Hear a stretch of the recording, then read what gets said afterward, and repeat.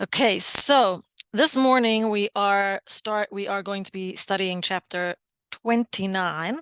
Wow, we've almost studied 30 chapters of Tanya, quite an accomplishment. And chapter 29 is a very full of information perek. Really, really special. A lot of very profound nuggets of information that have to do not only with the subject at hand, but also with different areas of our lives as well. Now, the previous chapters from chapter 26, let's say, right, we have been discussing overcoming sadness as an obstacle to serving Hashem. In other words, we've been discussing up till now different methods of developing a love for God, etc. But then we came across an obstacle. One obstacle was sadness. We spoke about different kinds of sadness: sadness due to pain and suffering, sadness because of your spiritual circumstances, and the Alter Rebbe in Tanya gave various solutions for this sadness that we encounter and how to overcome it, because while there is a battle going on between the animal and godly souls in, over our body, the battle cannot be won, even though the godly soul is inherently the stronger, better of the two souls. The godly soul cannot really win the battle if he is sad and heavy. Chapter 29 is going to discuss another obstacle, a very interesting obstacle in serving Hashem, which is called Timtum Halev. Timtum Halev literally means a plugged heart, a blocked heart. What does that mean in practical terms? Now, we discussed actually how the godly soul affects or needs to affect the heart, right? And what direction it should move. So we've spoken previously about the fact that usually when the animal soul has some involuntary thoughts, the involuntary thoughts could either be just pushed away by the Beinoni, or, as we said in last chapter, you just ignore it like a nudnik. But we also, sometimes those involuntary thoughts rise to the brain, and then the intellect of the animal soul will justify the thoughts, and those thoughts become developed and cause a person to sin. On the other hand, we can use the godly soul, whose main place is in the brain, resides in the intellect of the godly soul.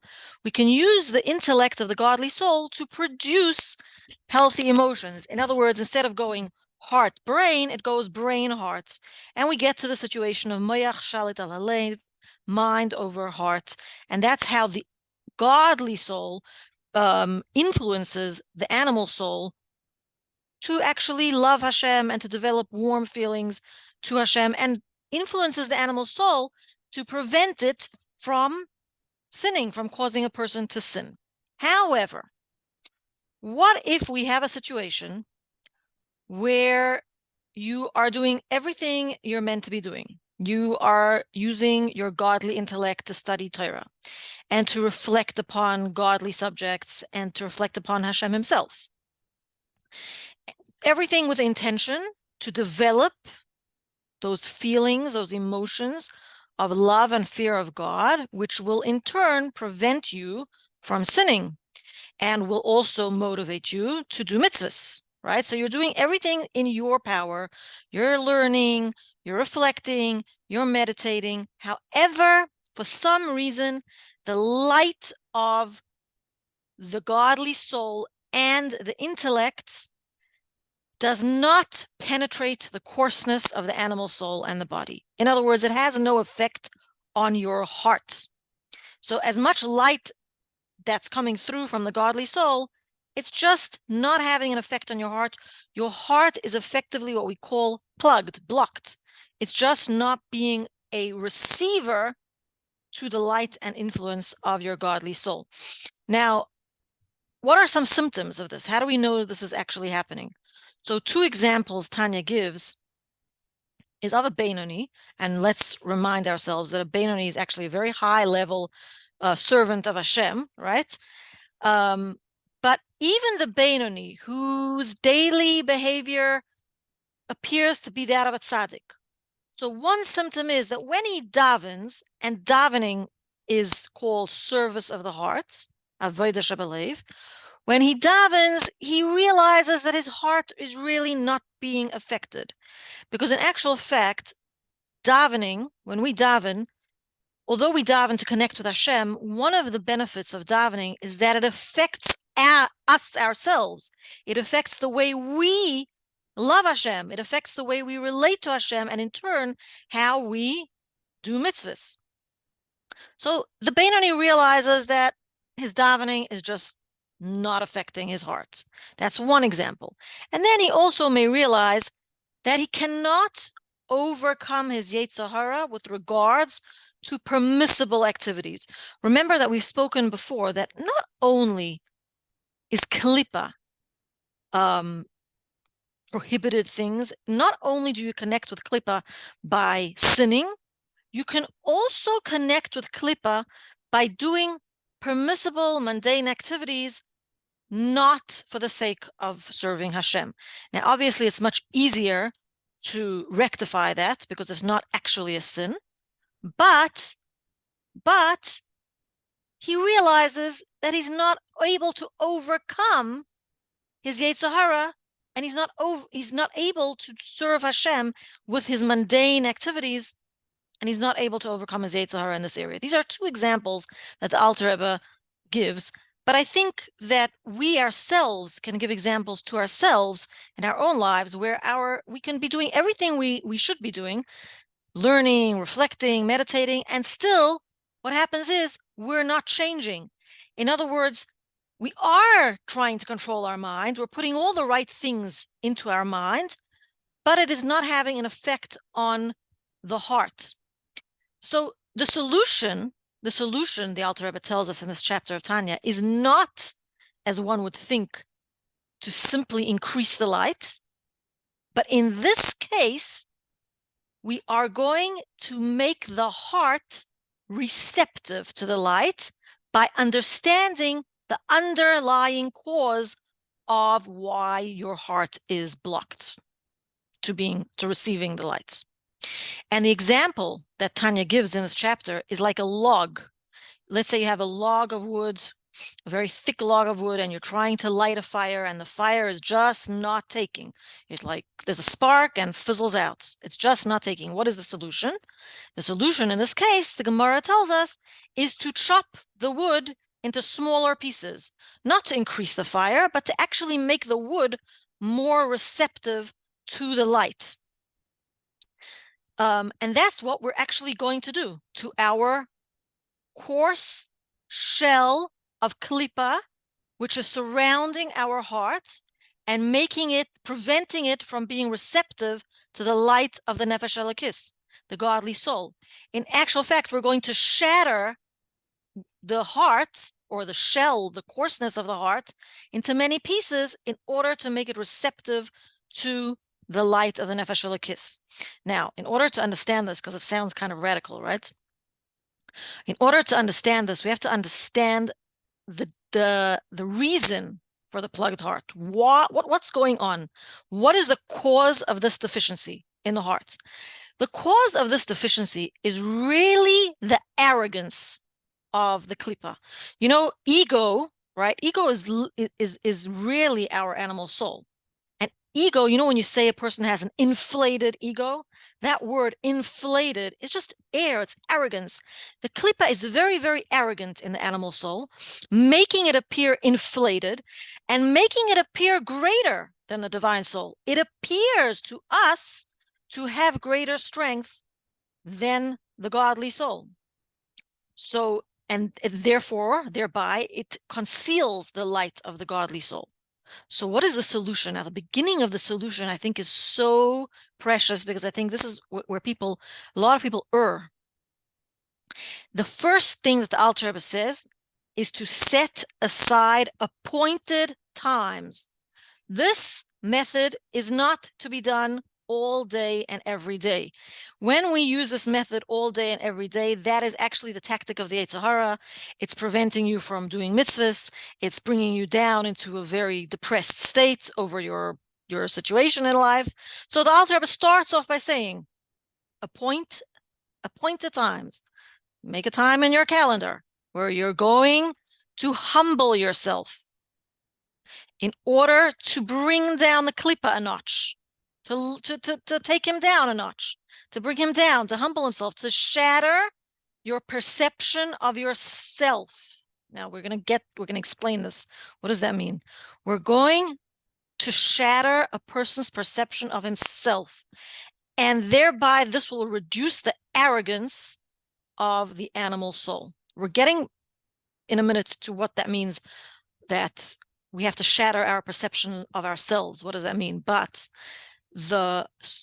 when we do this, when we use these methods and this tactic, you then become brokenhearted. Have you ever heard the expression, there's nothing more whole than a broken heart?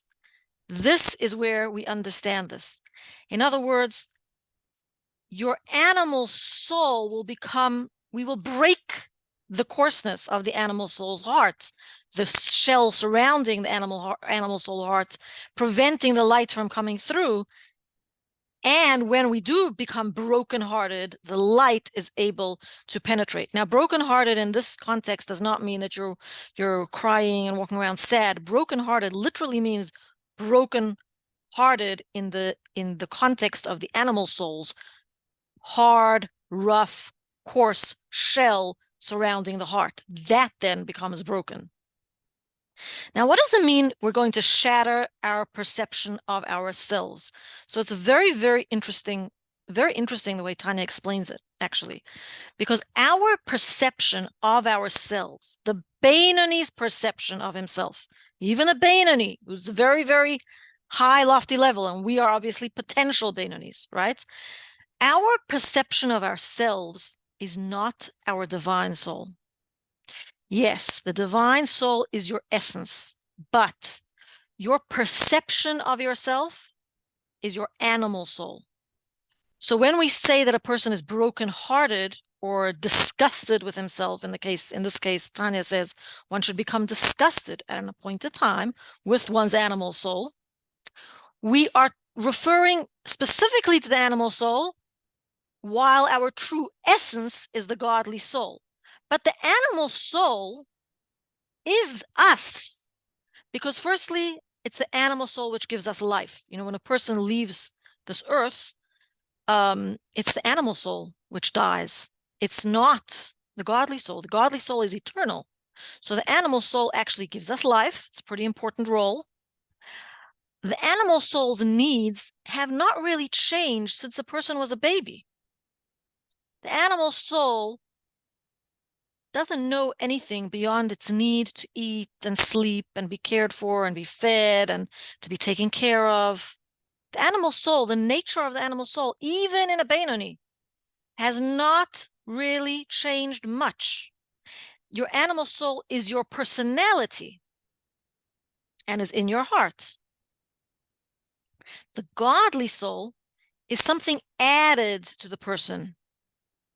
We actually say this in the morning when we daven, we thank Hashem, besides for Moedani, but then when we go into Elokai, Neshama, we elaborate on the thankfulness in the prayer of Moedani, and we thank Hashem for restoring our soul to us. We say, HaNeshama shenosata bi, the soul that you gave me, meaning I existed before Hashem gave me the soul. And then Hashem gave me a divine soul. We even know that a person's divine soul does not completely enter him until he reaches the age of bar or bas mitzvah, right? It enters in stages. Now, tzaddikim also, just let's remember, tzaddikim are different in this respect. Their godly soul is who they are, whereas our animal soul is not our true selves, not our true essence, but it's who we are, our personality, our life. We have to overcome that, right? A tzaddik, their godly soul is them. The body is something additional. We are our bodies, and our divine soul is something additional, because actually our divine soul is imprisoned in our animal soul. A tzaddik doesn't have a Yetzer Hara. In fact, the famous sage Hillel Hazaken, he was obviously a tzaddik, and he would say something very interesting when he would eat, right? Because even a tzaddik has physical necessities, although their body is not fighting against them. But a tzaddik has physical necessities. They have to eat, they have to sleep, they have to do all these mundane activities that maintain them alive. They can't just like say, oh, I'm not going to take care of my body, right? Even though that's secondary. But Hillel Hazaken would say, when he ate, he would say that he's doing a favor to this lowly and poor creature, which was his body and his animal soul. He was sustaining it by doing it a favor. So what should a person therefore reflect upon? Because this chapter of Tanya is giving us all sorts of things to reflect upon, right? So he should reflect upon the fact, even the Beinoni should reflect upon the fact that the essence of his animal soul hasn't really changed. And he is capable of desiring what is prohibited. He is capable of wanting what Hashem hates. And remember, the person or the Beinoni is reflecting upon this in order to shatter the arrogance of the animal soul, to shatter his heart, to become receptive to the light of the divine soul. So he has to reflect, Tanya tells us, on the fact that his animal soul hasn't really changed and that he is capable of doing what is prohibited. And even though he's on such a high level that he may not desire sin, he still doesn't despise evil. A Beinoni doesn't hate evil. A Beinoni understands evil, understands the attraction of evil. A tzaddik does not. A tzaddik hates evil. A tzaddik doesn't relate to evil, whereas a Beinoni, or for sure, definitely a potential Beinoni, relates to evil, understands evil, may even have a certain appreciation for evil, even though he has no desire to actually sin. But this makes him even lower than non-kosher animals or insects or reptiles, because Tanya tells us that any man who is like a worm is worse than a worm, because he's not fulfilling his role in life. A worm has a mission and a purpose to be a worm. A man has a mission and a purpose to be a man and not to act like an animal. Now, the Beinoni could think to himself, well, okay, so this is I'm talking to myself. I'm shattering my perception of myself. I'm not thinking that I'm so important. In actual fact, I'm even lower than an insect, right? But he may think to himself, wait a minute, when I daven, there are times when I daven, and when a Beinoni davens, that he puts the animal soul to sleep. The animal soul is not active. It's there, and it's not active. When he finishes davening, the animal soul becomes active again. And the reason why this is not hypocritical and is considered true service of Hashem is because he is able to put the animal to sleep whenever he wants. He could daven all day, the Beinoni, if he really, really wants to. Obviously, that's not the purpose, but he could, right? He's able to reach that state at will whenever he wants to. Nevertheless, if you are on such a high level, and remember, the whole goal of this reflection is to shatter the heart of the animal soul. Nevertheless, he should remember the sins of his youth. Now, this is a wow concept, by the way. Why should we remember the sins of our youth? Haven't we overcome the sins of our youth? Especially people who have become Bali Tshuva, have changed their lives around. Why all of a sudden should we remind ourselves of how we used to be? Very, very interesting, Tanya says. You should remember the sins that you committed in your youth. And not only the sins, but the permissible activities that you performed not for the sake of heaven. Okay? And you should realize that they could be causing your heart to be plugged. They could be the cause of your Timtum Halev. Why? And this is so amazing. Because the tshuva that a person did for the sins of his youth may not be enough for the person you are today. Hashem wants a deeper level of tshuva, a deeper level of growth. You've outgrown your previous tshuva. You've outgrown your previous level, and Hashem wants to raise you up to a higher level, which is why David HaMelech, who was a tzaddik, King David, a tzaddik, said in Tehillim, V'chatasi negdi somid, my sins are constantly in front of me. Not that he was sad and reflecting the whole time on what a bad person he was because he sinned in his youth. No, because he constantly evaluated himself. Did the tshuva I do for a sin I committed 20 years ago, was that enough? Or do I need to upgrade my level of tshuva right now? And this is, again, a way of the Beinoni or potential Beinoni. This is a tactic, a technique in this chapter to shatter your perception of yourself, become brokenhearted in terms of the animal soul, and this causes the light of the divine soul to penetrate. A person should basically do a thorough stock taking of previous sins, and not only of previous sins. If you think you're so holy, right, the Beinoni could think to himself, wow, I'm just so holy, I could, just daven and put the animal soul to sleep. What do I need to do this whole reflection to shatter my animal soul? Tanya says not only should you think of your previous sins, for which the level of tshuva that you did then was enough, but now it's not enough. You have to upgrade your level of tshuva. You should also make a reckoning of your daily thoughts, asking yourself, are you a vehicle for holiness or unholiness? Because when one thinks holy thoughts, one becomes a vehicle for holiness. And when one thinks unholy thoughts, one becomes a vehicle for unholiness. This is the reckoning that a person is making in order to get rid of this Timtum Halev. Another thing that the Alter Rebbe says so interestingly, if that still doesn't work, consider your dreams at night. Wow, dreams, that's really something. Consider your dreams. What are you dreaming? Now, we know that every night the neshama goes up to Hashem to gain strength for the next day, gain spiritual strength for the next day to overcome whatever obstacles lie in its way, right? Obviously, it's not the level of death, it's 1/60th of death, but the neshama has to reach a certain level. Sometimes what we experience during the day or what we think about during the day affect our dreams at night. And those dreams prevent the neshama from reaching the level it has to reach. It's like, wow, prevent the neshama of rising up sufficiently.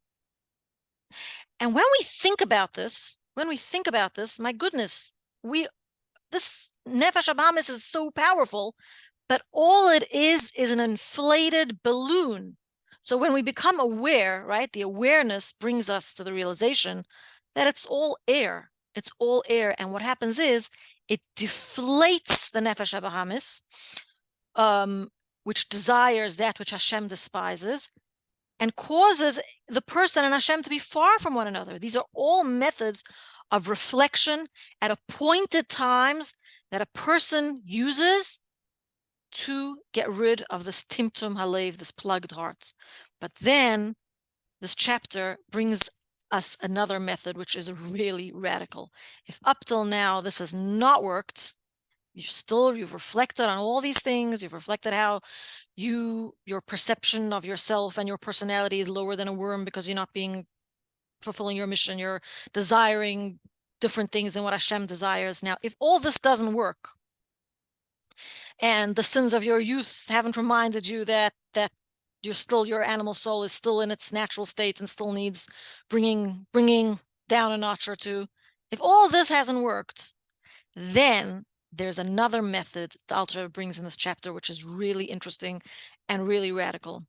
The other method is to rage against your animal soul and your Yetzer Hara, to become really angry with it. Now, actually, interestingly enough, the Alter Rebbe specifies that all this rage should be in your mind. You shouldn't be physically yelling at yourself, right? But you should, in your mind, rage against what your animal soul is doing to you. Now, up till now, all the techniques given in this chapter are intellectual contemplation, but this is simply anger. This is simply becoming angry at the Yetzer Hara. And the reason why this method works is because it works faster than the other methods. It effectively deflates the animal soul very fast. It shocks the animal soul into submission because the animal soul, in truth, has no substance, Tanya tells us. We think it has substance. We give it a lot of importance. And the animal soul actually appears to have a lot of energy because the animal soul comes from Klippa. And Klippa appears to have so much energy in this world. Basically, all we see is Klippa, right? It appears to have a lot of energy. Klippa gives life to the nations of the world. Klippa gives life to non-kosher animals, and also the animal soul of a Jew. Klippa seems to have a lot of energy, a lot of force, a lot of power in this world. But when one rages against this Klippa, it deflates almost automatically. It shocks the Klippa and Sitra Achra into hearing the truth, that the only reality is Hashem, and causes something very interestingly. Up till now, we've only been actually discussing the animal soul and trying to shatter the animal soul, but this method, the Alter Rebbe tells us, not only deflates the unsubstantial klippa in the animal soul very fast, but it also enables something very beautiful in the godly soul. It enables the godly soul not only to hear and understand God, but also to see God. It's very different when we hear about something or we understand something. When we see something in front of our eyes, that reality is even greater. It's just real. It's real. So this method of raging, and Tanya even goes into specifying names that you call the animal soul. And again, remember that this is at specific times, and one also probably needs spiritual guidance and how to do this. But it causes the animal soul to deflate like a balloon very fast, shocks the animal soul into submission, and opens the eyes of the divine soul to the real truth that the animal soul is really hiding from us. Klippa hides from us the truth. Yes, it was created by Hashem, and Hashem gave the Klippa the permission to do this. It was granted permission to fulfill a mission. However, the mission is in order that a person should choose holiness. However, when one deflates it, Hashem automatically revokes that permission. Because usually klippa, which is found in the animal soul and the Yetzer Hara, etc., and all the temptations of the world, appear to have strength, appear to be substantial. But why is Sitra Achra compared to darkness? Because darkness actually has no substance. How do we know that darkness has no substance? Because you light a candle and it automatically becomes light. So therefore, we are able to deflate Klippa and Sitra Achra very fast because it's really not substantial. It just appears to have substance because Hashem gave it permission to have this appearance. And when we just put a pin in the balloon and we pop the balloon automatically with this raging against the Yetzer Hara, it automatically deflates, and it deflates fast. It's when the Beinoni fights back that Hashem actually revokes the permission. The example Tanya brings in this chapter is about the story of the spies that entered Eretz Yisrael. Before Bnei Yisrael, the nation of Israel was going to go into the land of Israel, they came up with this brilliant plan because they were scared, all from the Yetzer Hara people. They were scared. Oh my goodness, we're going into an unknown land. They forgot to trust in Hashem, right? They forgot to trust in God, and they said, "No, we want to see the land first. We want to, scope it out. We want to see what's going on there to see what we have to deal with.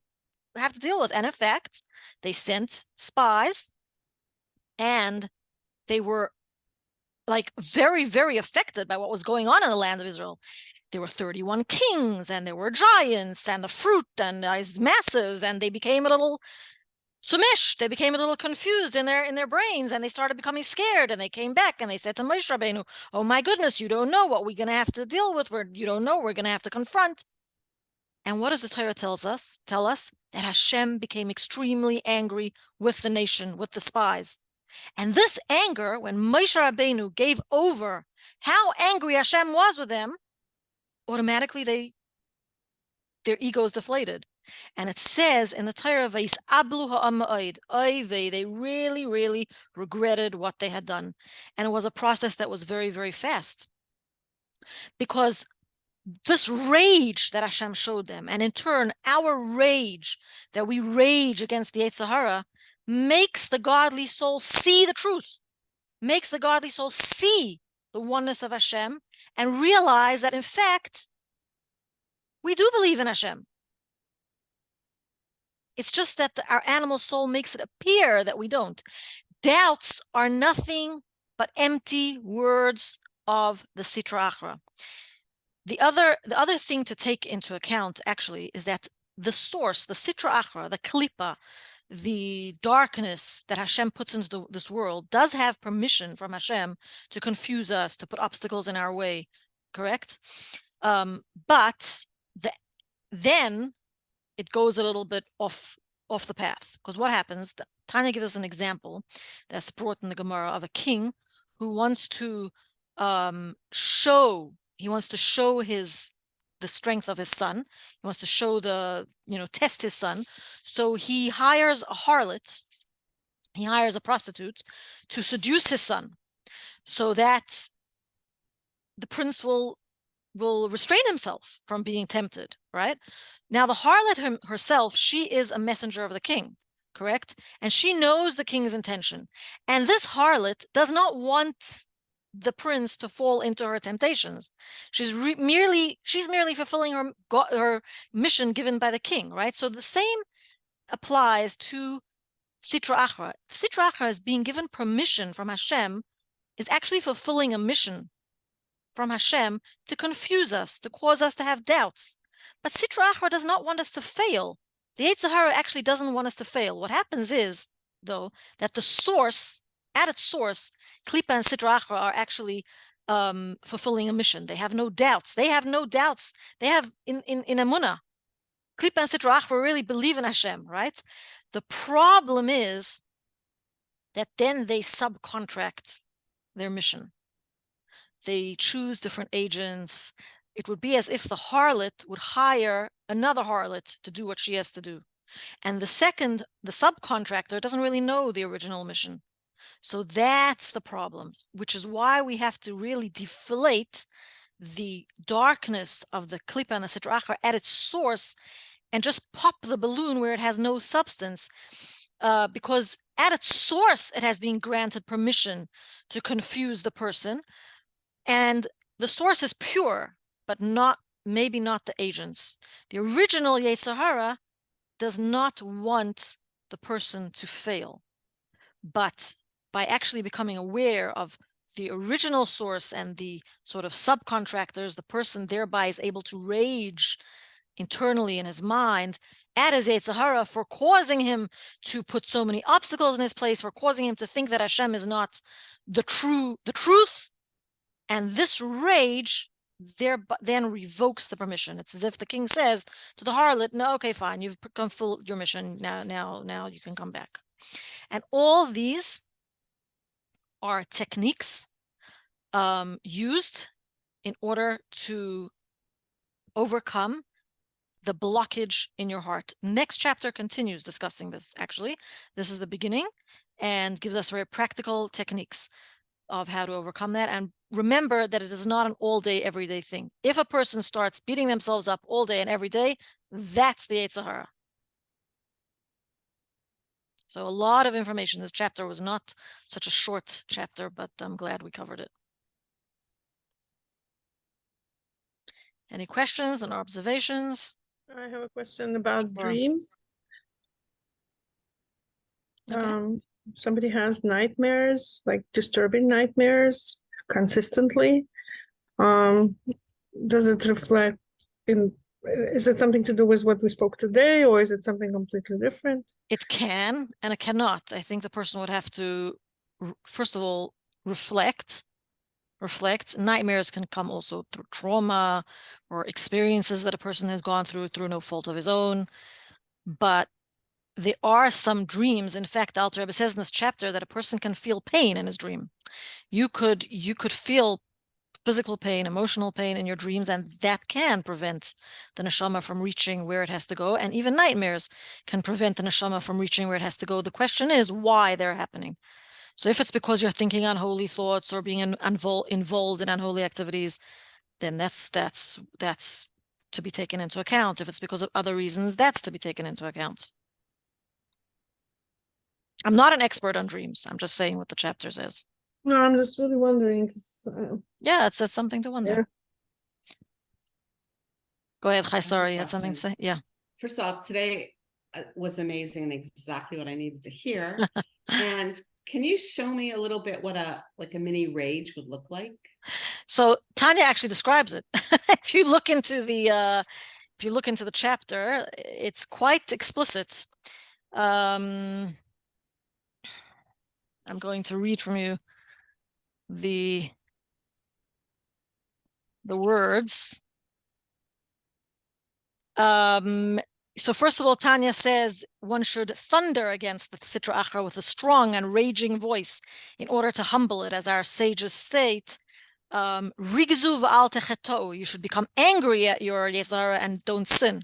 This means that one should rage in his mind against the animal soul, which is his evil impulse, with a voice of stormy indignation, saying to it, indeed, you are truly evil and wicked, abominable, loathsome, and disgraceful. It's really radical.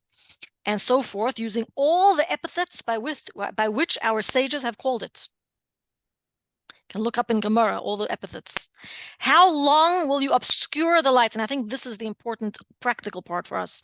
How long will you obscure the light of the blessed Ein Sof, which pervades all the worlds, which was, is, and will be the same, and even in the very place where I stand, just as the light of the blessed Ein Sof was alone before the world was created, utterly unchanged. In other words, you could look it up in the chapter. I don't know if you have lessons in Tanya. It goes really, really specifically into what one should in fact say. I've asked people in the past about this chapter of Tanya. It sounds a little bit like, contrary to the way we like to be, which is kind and sympathetic and compassionate. So it's not always applicable. In other words, this is a technique in Avodas Hashem. A person really, really, really has to know how to do it, right? So first of all, it has to be at an appointed time. It also has to be a technique that you choose.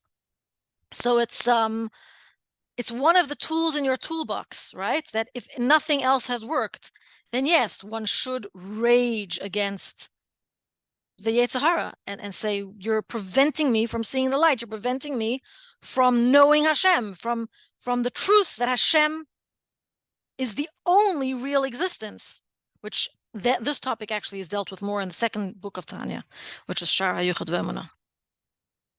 So if your way of doing things, which has been my way, let's say, is like to turn into Hashem and say, help me get rid of this blockage so I can really feel you, then this would be like a different tactic to sort of just, instead of saying to Hashem, just turning on your own Yetzer Hara. Is that what you're saying here?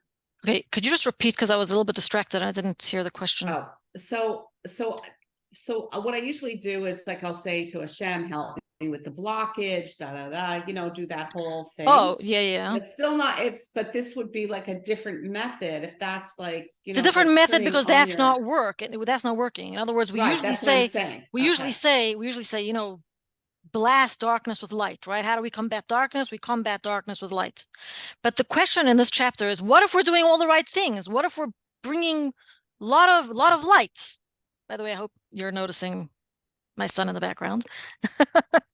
What if you're doing all the right things and yet your heart is not receptive? Got it.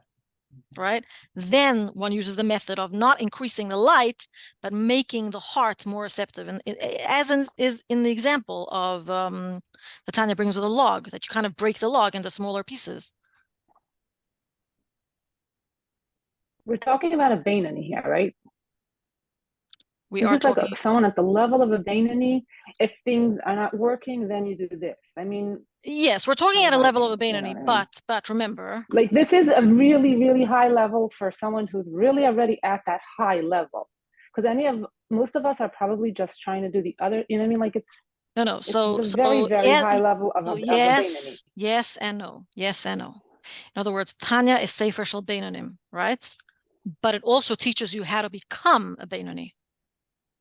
So Tanya even So brings then example this from level let me is once you're let me just already finish. a real Beinoni. Let me just finish. Tanya also brings example from tzaddikim, which we definitely are not on the path to become a tzaddik, right? So yes, in this context, the Tanya is talking about a Beinoni, but also it's practical for ourselves to have Beinoni moments. There is a sikha of the Rebbe. I have to look. I have to ask my husband actually the source. He once showed it to me about how today our avodah is to have these Beinoni moments. It's very, very rare that a person becomes a complete Beinoni of Tanya, right? So let's say a person is really, really like this Beinoni that's being brought in this chapter. Really, when they daven, they totally are connected to Hashem. They've managed to, and then they finish davening and back to the original source. I think what this chapter is saying that even the Beinoni is his animal soul is the way it used to be. So if even the Beinoni, his animal soul is as it was, well, me, the potential Beinoni, definitely my animal soul is full force trying to obscure the reality of Hashem. Did you want to say anything else? Just the other thing about nightmares, I mean, nightmares usually need healing. I mean, if we're going to try to serve Hashem well with these nightmares, well, let's lots of go people call back a healing few today steps and tshuva. deal. Let me see where it says over here. Fine, but like love and care, gentleness with these nightmares is so crucial. No one's saying that to resolve to resolve the nightmares, yes, you may need gentleness. All Tanya is saying, all the Alter Rebbe is saying is that reflect upon the fact that you have these dreams. What are these dreams showing you? They're showing that that your mind is not involved in holiness during the day. That's all. And therefore it needs healing. If it's a nightmare, it needs healing. That's all I'm saying. I'm just saying there's a dream about something that is, related to your day, and you clearly see there's something, and then there's nightmares. It's seems like two separate. So Panina, what are you doing? Are you arguing with Alter Rebbe? What are you saying? No. I'm just saying that if it's nightmares, it clearly needs right. So healing. I did specify I don't know that if yes, anyone else can chime in and explain what I'm trying to say. Nightmares can clearly is affecting a person's ability to even get to that place of 100%, 100%. But that's what I'm trying to say. But part of the healing may be to unite one's thoughts with. Because you could just keep beating yourself up on it. It's very gentle. It's a very no, we have but to be careful again, this chapter is not to keep. Person should not keep beating oneself up. One should only have, set aside time in your agenda, 15 minutes. We're going to think about our dreams. You're not meant to be thinking the whole day long about it. On the contrary, and part of the healing is maybe involving yourself with holiness. I'm not discussing nightmares. This chapter brings dreams. Okay. I'm whatever. No, okay. I'm just clarifying. Alter Rebbe, I'm not, Okay, I'm not arguing with that. Okay. I'm just, Sina, sorry. What did you have to say? There's a lot of stuff here in this chapter. So I'm definitely not a Benoni. Maybe one day, but none of us are, Sina. I'm just Sina here in the kitchen. And so what my takeaway, please help me, is that I'm going to set aside an appointed time, 10-15 minutes every day. And during that appointed time, I'm going to try to deflate my ego by thinking. I'm going to stop you there for 1 second. This is only if the other methods aren't working. Okay. This is a last ditch effort. This is like if you've learned Hasidus and you are bringing the light and the light is not penetrating your heart. That's the problem. Okay. At the level. It's only to be done when you realize you have Timtum Halev, when your heart is not receptive. No matter how much learning you do, you're not changing. And it could be, we're not talking about like, for instance, on a very personal note, for the past 5 weeks, I've been in Israel. And it seems to me that when I'm in Israel, whatever, I do not behave in the same way, even to myself, when I'm at home. I'm not learning the same. I'm not davening the same. I'm not engaging in the things that I usually engage in. I'm sort of like on a vacation in my head, right? And so like sometimes I feel, and I'm aware of that while I'm not doing it, and I can't like stop myself from not doing what I usually do, like davening the way I'm saying, reading Tehillim the way I'm saying, listening to the shiur the way that I usually do. So like I've taken this vacation, I've like put this pass. Oh, okay, you have a pass here, okay? So but we're not talking, it's not always. Do you know what I'm saying? It's not Yeah, forever. so It's that's not Timtum time. Halev. That's not Timtum Halev. Okay, That's so not a it's plugged like, heart, because you know how you know that? Because once you get back to your routine, and by the way, going out of normal routines is a big Yetzer Hara.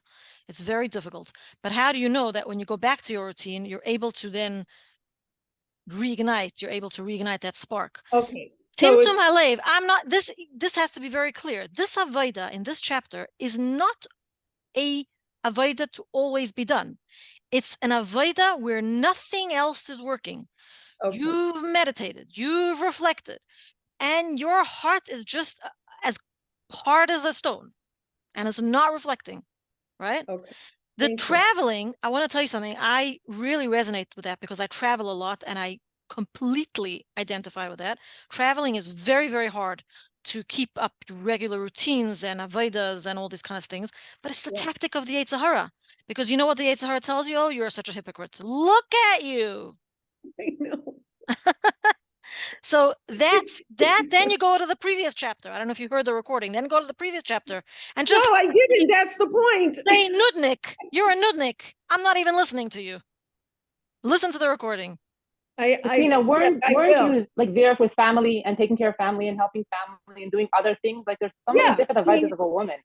yeah, So it was like a maybe big, beating big. yourself up that you're not doing the things that you do when you have all that time. Are you being fair to yourself? No, I don't. You know, Nina, I really don't spend a lot of time beating myself up. No, I I get it. acknowledge to me. I'm saying, Hosina, you're not saying Tehillim, you're not davening, you're not listening to the recording, you're not. I said, but on the other hand, I'm helping my daughter do the laundry, and I'm folding clothes, and I'm taking her There you daughter to go. this, and I'm doing that. So I don't beat myself up, but I'm almost, you know, it was 5 weeks, the longest I've ever been away in a long time.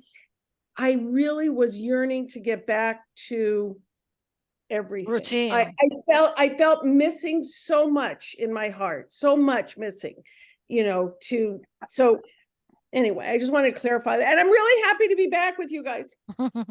By the way, Sina, a lot of people struggle with that on a daily basis. In other words, your life in California is perhaps more predictable, structured than you're, helping your daughter, let's say, with a newborn or laundry or whatever, right? But a lot of people, like especially young mothers, struggle with that a lot as well. That, oh, I'd rather be like listening to a class and davening instead of changing diapers. A lot of people have that struggle. Right, right. And it all Okay, comes from our friendly Yetzer Hara. okay. Thank you. Okay, I think Sarah may have wanted to say something. I'm not sure, but she's gone muted.